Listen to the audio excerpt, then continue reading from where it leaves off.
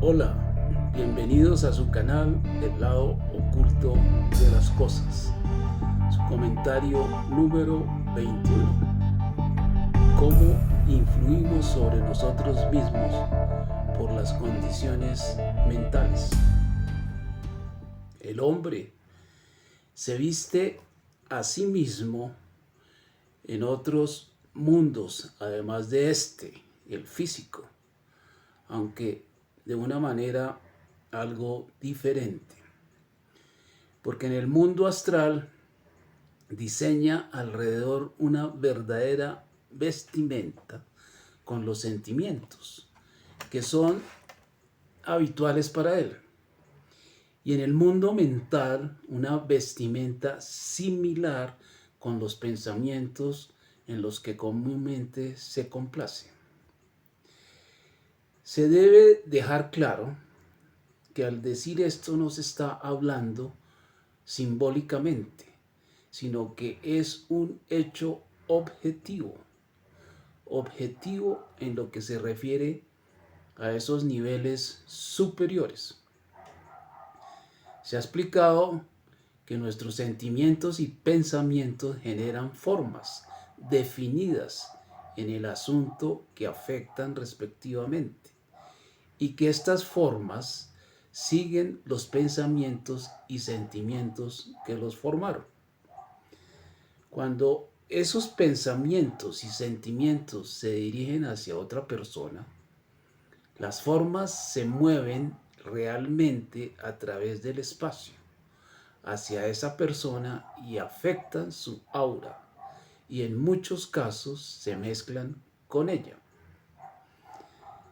Ahora bien, cuando los pensamientos y sentimientos son egocéntricos, las formas no desaparecen, sino que permanecen agrupadas alrededor del hombre que las originó.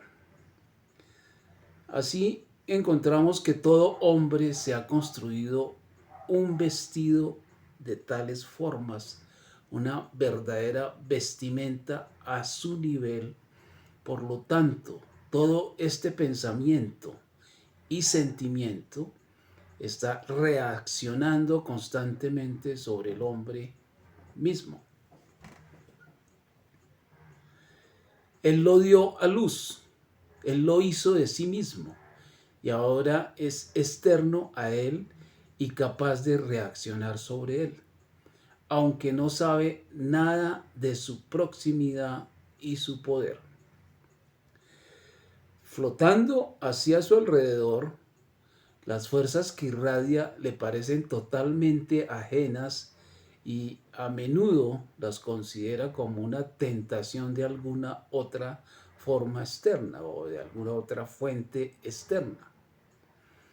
Un pensamiento que en realidad es solo un reflejo de uno propio de ayer o de la semana anterior. Podríamos decir la siguiente frase: como un hombre piensa, así es él. Y esto se debe en gran parte a que sus propios pensamientos son los más cercanos a él y están jugando constantemente sobre él.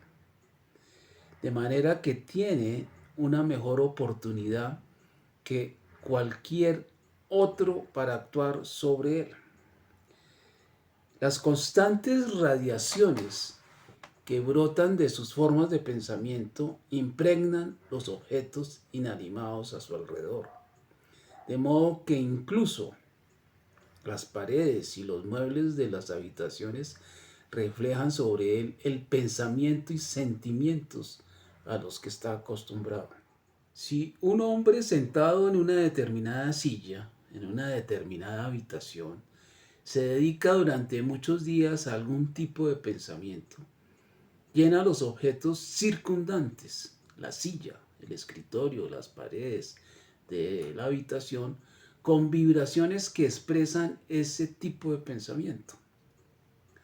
Inconscientemente magnetiza estos objetos físicos, de modo que poseen el poder de sugerir pensamientos del mismo tipo a cualquier otra persona que se ponga en el camino de su influencia. De estas consideraciones surgen dos ideas principales sobre el tema de nuestros sentimientos, que a primera vista parecen absolutamente contradictorias. Primero, que debemos ser más cuidadosos con nuestros sentimientos. Y segundo, que no importan en absoluto. Cuando buscamos la explicación de esta aparente contradicción, vemos que reside en el hecho de que no estamos usando la palabra sentimientos en el mismo sentido en las dos afirmaciones. Primero, debemos tener cuidado con los sentimientos que permitimos que surjan dentro de nosotros. Y segundo, no debemos prestar atención a los sentimientos que nos presionan desde afuera. En el primer caso, nos referimos a los sentimientos originales, pensamientos, sentimientos que emanan de nuestras propias mentes.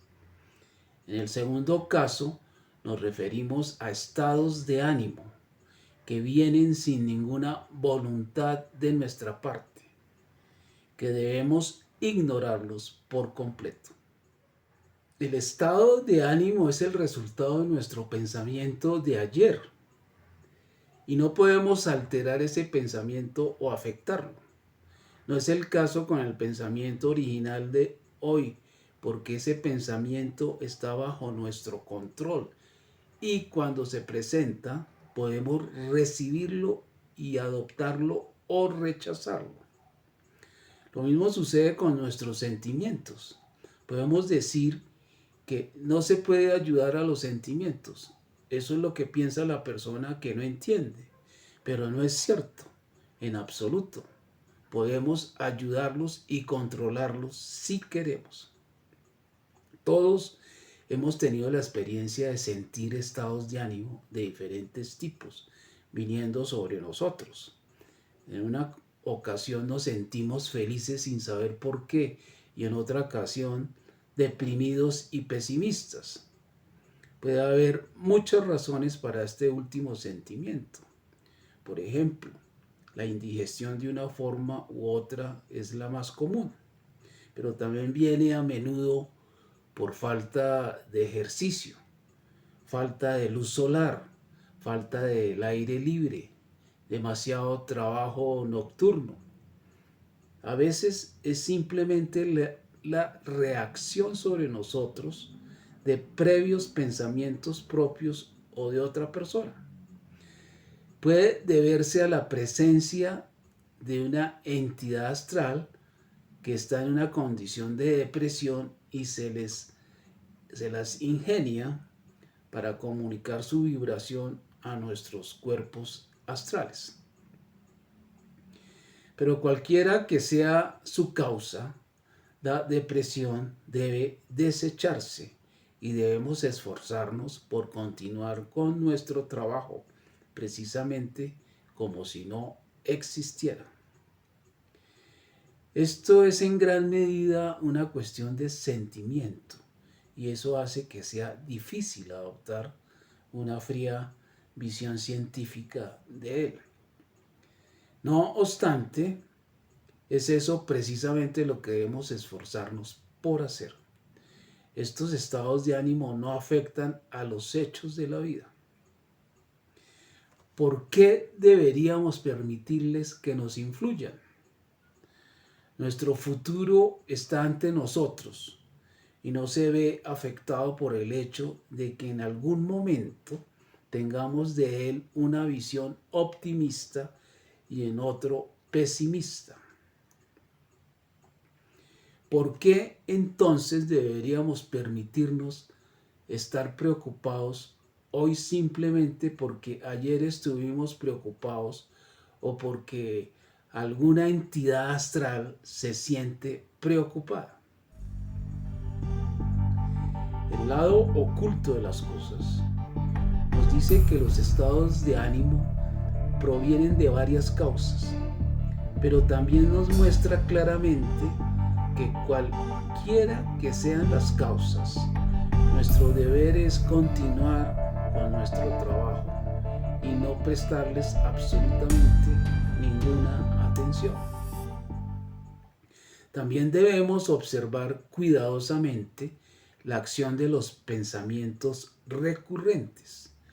Lo que al principio era simplemente una sospecha infundada puede solidificarse en un prejuicio, no porque haya evidencia adicional para ello, sino simplemente en virtud de su propia recurrencia. Adoptamos a menudo sin la debida razón una cierta actitud hacia una persona o cosa y luego, simplemente porque la hemos asumido, persistimos en ella y aunque podemos ser muy conscientes de que al principio no era más que una mera sospecha, en virtud de haberlo pensado una y otra vez, creemos que está bien fundada y procedemos a razonar como si fuera un hecho. Así a menudo nacen prejuicios y los prejuicios son fatales para el progreso. Nuevamente, esta reacción de las formas de pensamiento tienden a establecer en nosotros ciertas cualidades. Por ejemplo, muchos hombres han comenzado por ser, con toda razón, cuidadosos en cuanto al gasto de su dinero, pero el pensamiento ansioso que ha dedicado a la consideración de cómo debería economizar ha reaccionado sobre él una y otra vez y se ha convertido en una idea dominante en su mente hasta que la genera en él la avaricia. No es solamente hacia adentro de su creador que la forma de pensamiento derrama su influencia, también ésta irradia hacia afuera. Y el efecto de esa vibración externa es atraer otras formas de pensamiento similares que fortalecen la acción de la original. Por lo tanto, es necesario que estemos en guardia en estos asuntos, que observemos cuidadosamente los pensamientos y sentimientos que surgen dentro de nosotros y que distingamos entre los que vienen de arriba, del ego, y aquellos que simplemente fluyen en los niveles inferiores. La conciencia humana tiene posibilidades maravillosas y lo que comúnmente llamamos con ese nombre es solo el fragmento que podemos usar por el momento. Podemos tomar una analogía de la acción de nuestros sentidos físicos.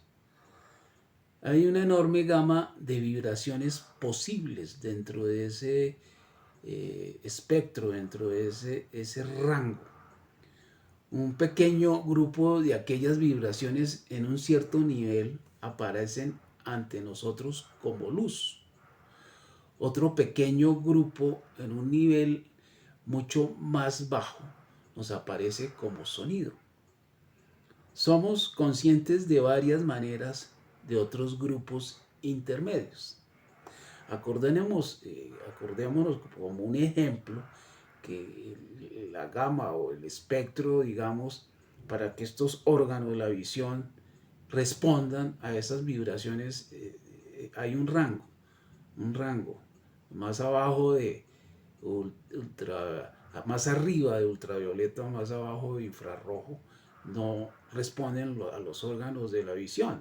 O sea, hay vibraciones más arriba y más abajo, pero no están dentro del rango de respuesta del órgano de los ojos. Eso no quiere decir que porque no los vemos, no existan. Entonces, somos plenamente conscientes por nuestro conocimiento de la ciencia que el espectro se extiende en ambos extremos, mucho más allá de nuestra posibilidad de tratar con ella. Podemos suponer que la conciencia humana, como ese espectro y la parte de ella, es ahora acción en el cerebro físico, corresponde al bloque de oscilaciones que llamamos sonido o luz o visión. Siguiendo la misma analogía, podemos suponer que nuestro bloque de conciencia astral es equivalente a las longitudes de onda que llamamos luz. Pero aquí también hay muchas ondulaciones capaces de llevar la luz que no podemos ver. Ondulaciones tanto por debajo como por encima de nuestro límite de visión. De la misma manera, debajo de nuestra conciencia física y por encima de ella, y debajo de nuestra conciencia astral y por encima de ella, hay otros conjuntos de vibraciones a las que nuestra conciencia podría adaptarse. Hay dos formas en que se puede adaptar: permanente e intencionalmente. Primero, por el desarrollo de esa conciencia para que pueda recibir más de esas ondas que están por encima y por debajo de sus posibilidades normales. O temporalmente, por alguna enfermedad o anormalidad que desplaza nuestra octava de conciencia hacia arriba o hacia abajo. Un ejemplo de la primera forma es el desarrollo de poderes psíquicos de todo tipo. Otro, en el segundo caso, es las drogas, que tienen un poder de cambiar o ampliar temporalmente el campo de la conciencia y por lo tanto permite ver cosas que normalmente no se ven, a veces sacrificando por el momento nuestro poder ordinario de visión y a veces sin privarnos de él. Lo que llamamos nuestra conciencia física no es una cantidad fija y determinada que siempre ha sido la misma. Poco a poco ha crecido hasta convertirse en lo que es, y muchas cosas que anteriormente estaban dentro de su ámbito están ahora por debajo de él, o para ser más exactos, se ha desarrollado en tal medida que se eleva por encima de ellas. Su nivel está aumentando gradualmente. Posiblemente o probablemente nuestros descendientes podrán ver colores que en la actualidad son invisibles para nosotros, en ese desarrollo ascendente de la conciencia. Colores más elevados, más puros y más delicados que actualmente no los podemos, esas vibraciones no las podemos percibir dentro de nuestro rango. Pero en un desarrollo de conciencia, en una expansión de conciencia, podríamos decir que nuestros descendientes van a ver colores más elevados, más puros y más definidos, como al mismo tiempo perderán la posibilidad de apreciar algunos de los colores más groseros que conocemos ahora. El delirio, por ejemplo, cambia la situación de esta conciencia y a menudo nos excluye del mundo cotidiano que conocemos, trayendo a veces en su lugar recuerdos de nuestro pasado. No solo del pasado de esta vida, sino de la parte largamente más olvidada del mundo, de todos nuestros eslabonamientos en otras vidas, la parte olvidada de la raza humana. Tal vista que da el delirio a menudo incluye el poder de ver las propias formas de pensamiento del enfermo o las de otros, y a veces también ver las criaturas astrales y etéricas que están a su alrededor. Otro ejemplo de la acción repetida de una forma de pensamientos es los que comúnmente se llama enamorarse. De esto hay al menos dos variedades claramente marcadas, los novelistas comúnmente definen como creciendo en amor gradualmente o enamorarse a primera vista. Este último fenómeno debe significar el reconocimiento por el ego de alguien que era bien conocido en encarnaciones anteriores. Pero la variedad anterior y más ordinaria generalmente se debe a la acción intensificada del pensamiento repetido. Podríamos hacernos la siguiente pregunta: ¿por qué entonces, cuando no se trata de un eslabón formado en una encarnación anterior, debería seleccionar a una cierta joven o muchacho dentro de todos los demás para ser para él una personificación de todo lo que es noble y bello? La verdad, esta pregunta no es romántica. En gran medida es una cuestión de proximidad. El joven normal, arrojado por las circunstancias, es probable que se enamore de ella, y aunque nunca lo creería, si hubiera tenido relaciones similares con cualquiera de otras jóvenes igualmente normales, se habría enamorado de ella con igual facilidad. Al verla, le produce una agradable impresión pasajera. Si no vuelve a encontrarse con ella, es probable que después de unos días deje de pensar en ella.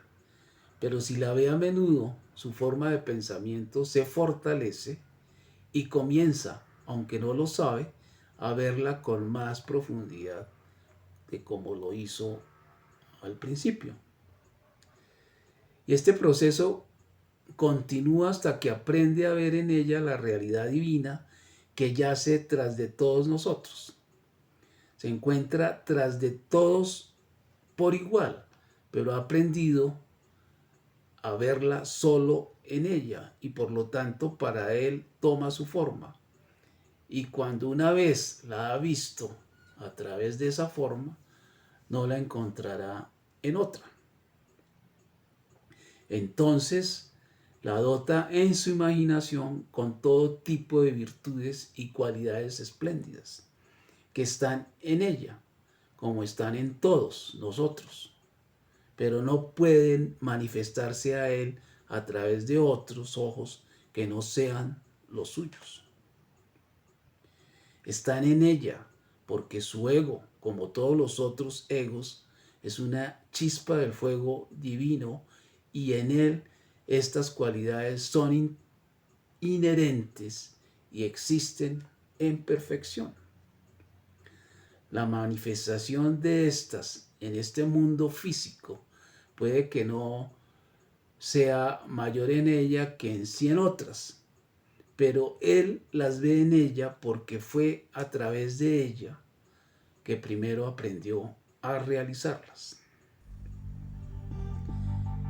En verdad, desde el punto de vista ocultista, las rapsodias de miles de amantes sobre los respectivos objetos de su adoración son todas verdaderas, aunque parezcan mutuamente excluyentes, porque la verdad es que lo que todos aman es el uno, aunque para cada uno se manifieste a través de un vehículo diferente, y porque ellos, con su visión parcial, no pueden separar al uno de su manifestación. Dotan a esa manifestación especial con cualidades que no le pertenecen, sino a aquel que brilla a través suyo. haciendo un paréntesis de lo que significa el uno, que ya lo habíamos comentado, el uno, el absoluto, la manifestación, el todo, el espíritu universal, lo que podríamos decir hoy, o lo que se nos dice hoy, el Dios, o sea, el universo, el espíritu total. Ese es el uno. Todos somos uno. Todos estamos en la ley de la unidad. Somos uno. El ocultista diría que tiene razón, porque Dios, de quien ella es parte, lo posee. Y para su amador, ella es un canal a través del cual él puede verlo. Pero otros para quienes ella no es el canal, no pueden ver esa cualidad a través de ella. Pero al mismo tiempo pueden verlas a través de otra persona. Todo esto funciona en ambos sentidos. Y la mujer trata de encontrar su ideal a través de un hombre, al igual que un hombre lo trata a través de una mujer. El ser humano, tal como está constituido en la actualidad, generalmente encuentra su ideal más fácilmente a través de alguien del sexo opuesto. Pero esto no es invariablemente así. A veces un hombre joven adora a un joven y con su admiración y afecto por él obtiene vislumbres de ese mundo verdadero que llamamos el ideal. Y a veces existe el mismo sentimiento entre dos mujeres. Cuando ese ideal real está detrás de todos nosotros, también el místico que vive envuelto en una contemplación solitaria puede encontrarlo perfectamente dentro de sí mismo. No se necesita ser en pareja, digámoslo así. La tendencia de todo hombre es buscar ese ideal, ya sea a través de sí mismo o por medio de otro. Y el sentimiento que lo mueve a buscarlo es la divina implantación o la divina fuerza de la evolución, del desenvolvimiento. El deseo de encontrar y regresar a lo divino de quien nosotros vinimos, es decir, regresar de donde realmente somos. Como lo expresó muy bellamente San Agustín, de la siguiente forma: Dios, tú nos has hecho para ti y nuestros corazones están siempre inquietos hasta que encuentren su descanso en ti. Hermanos, los invito de nuevo a su canal El lado oculto de las cosas, a su comentario número 22.